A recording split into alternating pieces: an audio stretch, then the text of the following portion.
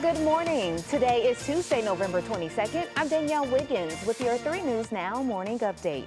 Thanks for spending a few minutes with me on the WKYC YouTube page. We start with Holly for a check of today's forecast, and Holly, hopefully Thanksgiving looks great as well. I know it, and we've got a great looking Tuesday for sure, as sunshine is bright and beautiful, and we're warming into that low 50 range. So as we do get a look ahead, because I know what you're thinking is, traveling tomorrow and errands to run and things to do and places to go, and yeah, the weather is going to work.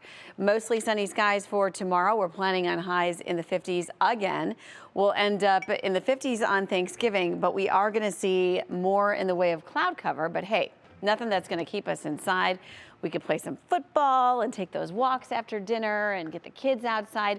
Black Friday is just a scattered shower chance, by the way, and through the weekend too. So if you're thinking of, maybe putting up the Christmas lights or getting the tree, you're going to have plenty of time to do all those things while enjoying temperatures that are seasonal to even a bit above, Danielle. Very nice. Thank you so much, Holly.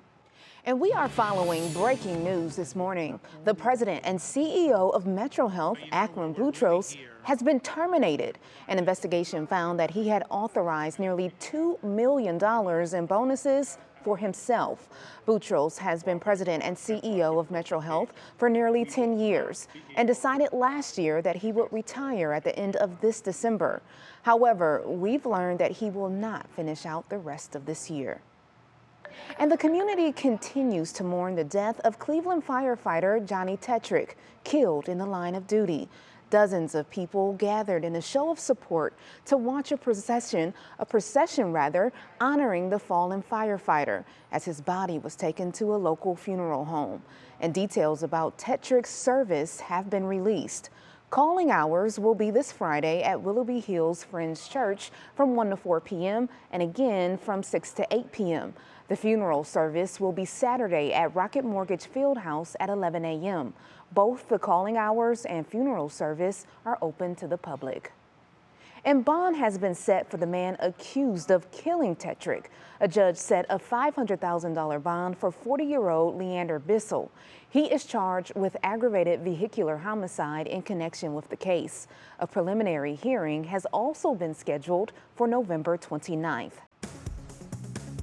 Now to 3 other local headlines we're following. We start in Lorain, where there is an internal investigation into several allegations of gross misconduct at the police department. 3 officers have either been fired or resigned from the force. A sergeant is accused of assaulting 2 fellow officers back in September while they were all off duty. And a lieutenant is being investigated for having sexual relationships with both a subordinate and a convicted felon.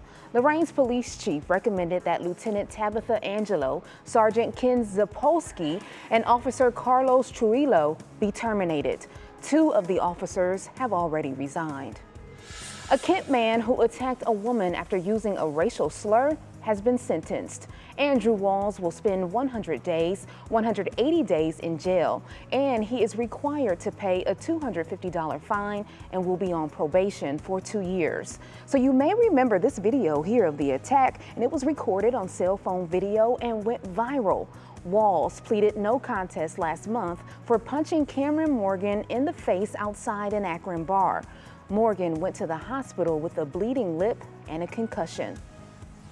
No deal after an emergency school board meeting in Akron. The board met with the teachers union yesterday after the union rejected a new labor contract, saying the school district is not safe. Now, a federal mediator will get involved to bring the 2 sides together to hopefully reach an agreement. Both groups have issued statements saying students and safety remain the top priorities. Okay, now we are getting deeper into the season of sickness. And when it comes to Thanksgiving gatherings, you may not be thinking about the germs you could be bringing with you. We are currently fighting a trifecta of illnesses: COVID, the flu, and RSV.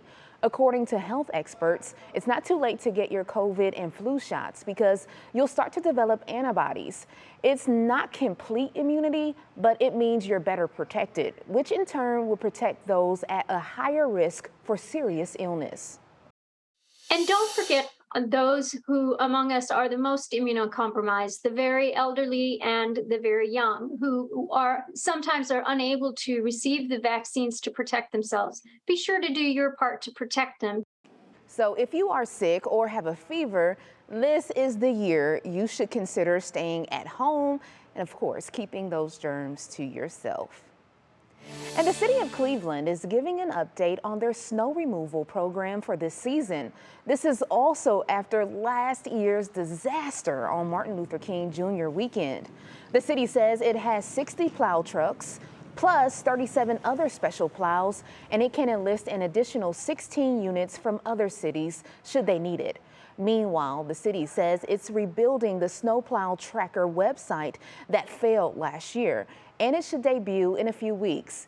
It's also working on converting plow drivers' maps from paper to digital. And of course, we will keep you updated on all of that. Well, thank you for taking time to join me for this 3 News Now morning update. Our digital team will continue to bring you the stories making headlines around Northeast Ohio and beyond. Make sure you continue to check our social media pages and WKYC.com throughout the day. I'm Danielle Wiggins, and I'll see you tomorrow morning on Go, starting at 4:30 a.m. Have a great day, everybody.